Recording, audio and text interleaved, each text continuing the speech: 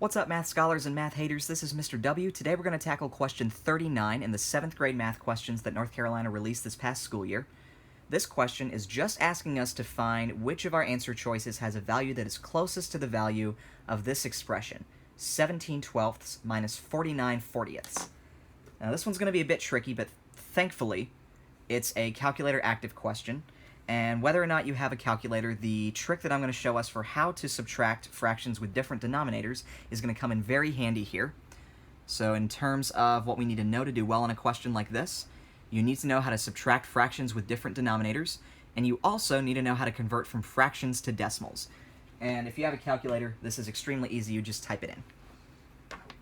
Okay, so let's actually figure this out. 17/12 minus 49/40.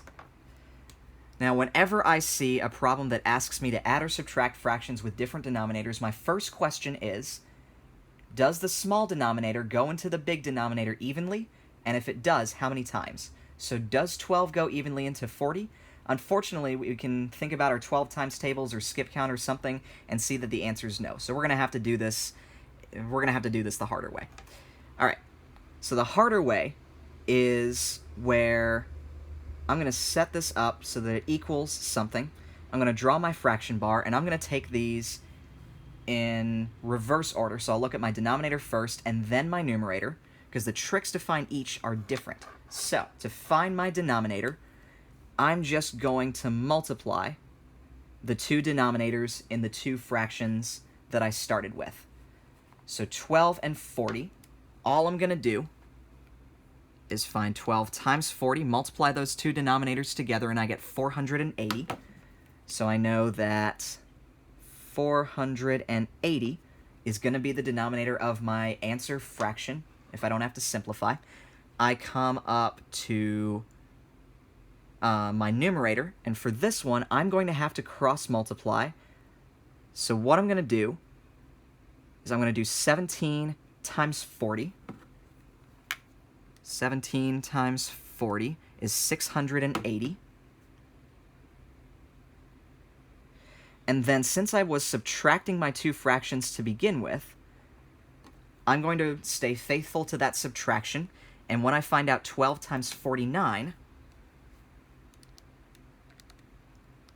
and get 588,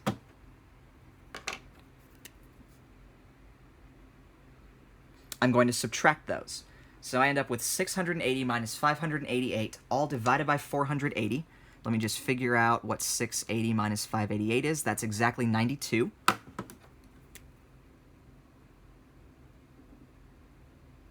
Equals 92 over 480. Now we could simplify this, but I'm actually just going to plug this in the calculator and figure out what it is in decimal form, because I did say one of the other skills we would need was comparing decimals. And so I know that I'm comparing about 192 thousandths, because this 6 in the 10 thousandths place would make the 1 in the thousandths place round up to a 2.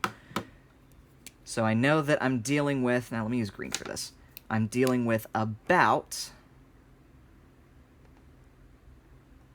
192 thousandths, and I'm going to compare this to the decimal form of each of these fractions, because I find that a lot easier a lot of the time. We have calculators on this problem. We may as well use them.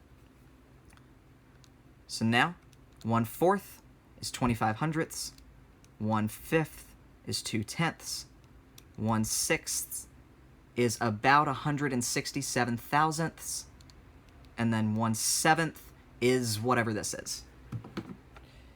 So I'll go ahead and write these out. This is 25 thousandths, 2/10. In fact, I'll use bar notation for this. 0.16 with a line over it, which tells me that the 6 that starts in my hundredths place is repeating. And now 1/7. This one's a little tricky, but it actually does repeat itself. It just takes 6 digits to do so. This is